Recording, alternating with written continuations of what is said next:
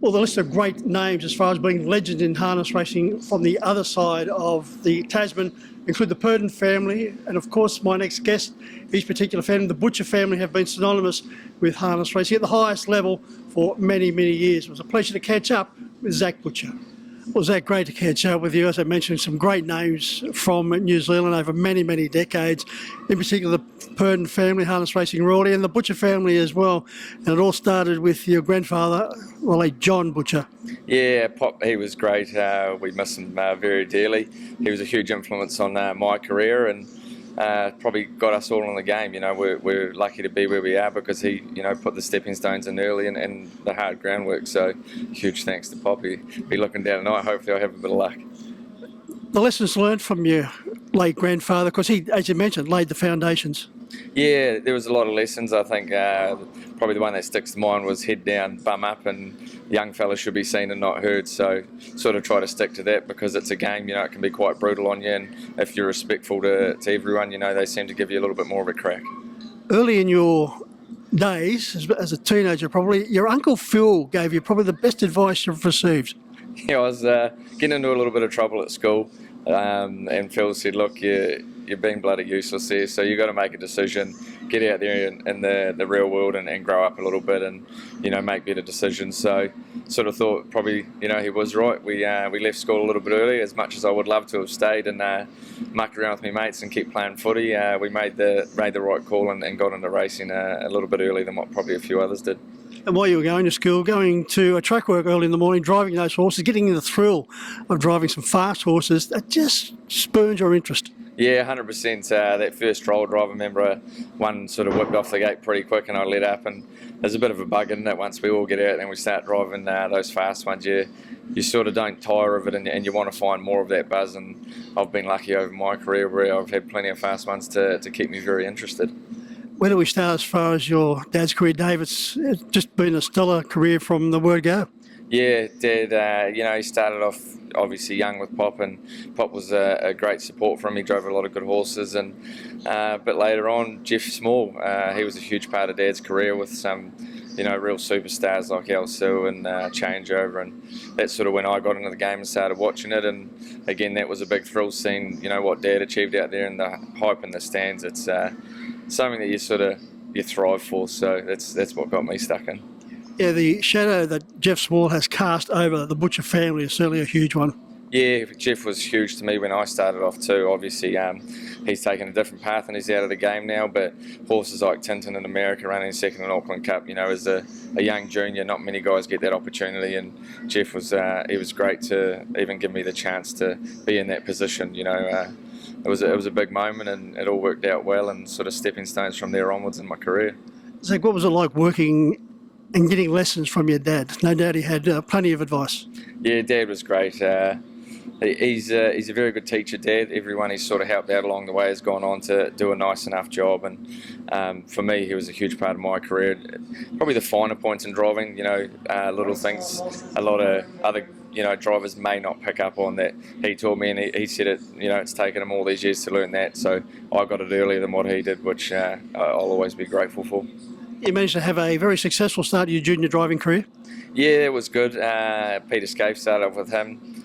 He gave me a lot of good drives sort of down the line in your central district races, and that sort of produced on to being offered a job at Barry's over the school holidays, which I jumped at, and it was probably another 6-8 months after that I thought I'm moving down there full time, and Dad wasn't real happy with me. He was pretty keen for me to stay at home, but you got to let the young fella spread his wings, and I think that's sort of where it really took off for me once I started at Barry's. Yeah, another very good teacher, Zach, both on and off the track, in the Iceman, Tony Hurley. Yeah, he's great, Tony. He's a he's a bit of a jokester. He's always taking the mickey out of me, but I love it because I'm a little bit the same as well. So in that sort of sense, we get along quite well. But yeah, Tony's been great, and sort of what you learn off him, you don't have to ask him questions. You just watch what he does, and if you're smart enough, you'll pick up on it. And tell you what, there's no better out there. You must have had a number of interesting clashes with both your dad and Tony on the track. Yeah, more often than not they beat me. So I'm hoping I can turn the tides at some point in my career before they retire. But look, it's just great going against them every week, and whenever I can get one up on them, I go home and have a celebratory beer. You mentioned El Sur, of course, the 2005 Inter-Dominion, Alexander Park, monster crowd. That really spurred you on, that you wanted to do exactly what your dad just did. Yeah, that was a huge highlight. That racetrack's never been as busy again. I just remember the top stand being chocker full, and when that horse came back, everyone, it was a standing ovation. Sort of tingles up the spine sort of stuff. And I have witnessed other moments like that. I think it was Quinny, Perth Inter-Dominions, same sort of thing, and those moments are what we're in racing for. So hopefully I can capture one of them one day. Zac, you have the honour of driving for the great Barry Purdon, of course, with Scott as well, Scott Phelan. What's it like wearing those silks? Yeah, they make you feel invisible sometimes. They give you so much confidence, and they send you out there letting you do what you believe is right. And don't get me wrong, I've been wrong plenty of times, but when you come back in, it's turn the page, move on. There's next week. There's no need to worry or dwell on it, which is just makes you a little bit easier out there, and again more confidence. So I put those colours on, and I feel real good when I get out there. Zac, you must pinch yourself at times, the fact that you've been associated with so many greats of the game, and of course the Purdon family, just legends, and to be associated with Barry. What have you learned from Barry? It's one I always tell people, and driving and training wise was always the care of a horse and making a horse feel big and brave and as good as you can. So many times we see horses, just getting tired towards the line, but if you can pick that bit up, whether it's track work, whether it's the races, if you can pick that bit up and make them feel as good as you can, you'll always get a better result. I can't always do it. I get excited sometimes, but if there's any advice, that'd be the best I've got from Barry. Zac, over 21 Group 1 titles already to your collection. If you had the choice of the New Zealand Cup, Inter-Dominion, Miracle Mile, I'm pretty sure I know which way you'd favour. Yeah, it's a bit sentimental, isn't it? The New Zealand Cup, it's close to home, but I am a big sucker for trying to get over here and taking a bit of that Aussie purse money. So, look, if the Miracle Mile come first, I would not be disappointed at all. I'd happily take it. You've gone overseas to spend some time with your good mate Dexter Dunn. Any ambitions of going out there and probably joining him for a spin? He was pretty close to talking about going over, him and a few others. Just even if it was a 6-month stint, just a different insight into racing, and you can learn off everyone, and it would be really cool. But I'm getting a little bit old now. I'm a family man, and it'd be cool just to keep doing what I'm doing.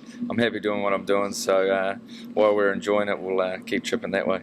You've enjoyed success here at Clubman Angle. Do you like driving at this big track? Yeah, it's enjoyable. It's different. I guess that's the biggest thing. I was just talking to my sister on the way here, and probably a little bit nerve-wracking coming in here tonight. Just it's been a few years, obviously, with COVID and that. We haven't been back, so things have changed. I don't know the drivers as well, and what their sort of plans are when they go out. So I'm going out there a bit blind tonight, but we'll get a good feel of it, and hopefully we're lucky enough to qualify and head to the Chariots next week.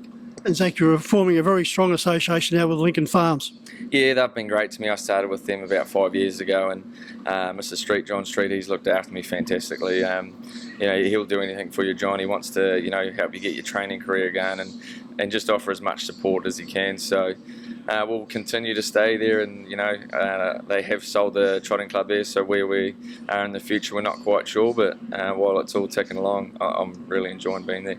Zac, it's been great to catch up with you. Hopefully we'll see you on this side of the Tasman a bit more often. Thank you very much. Enjoy it.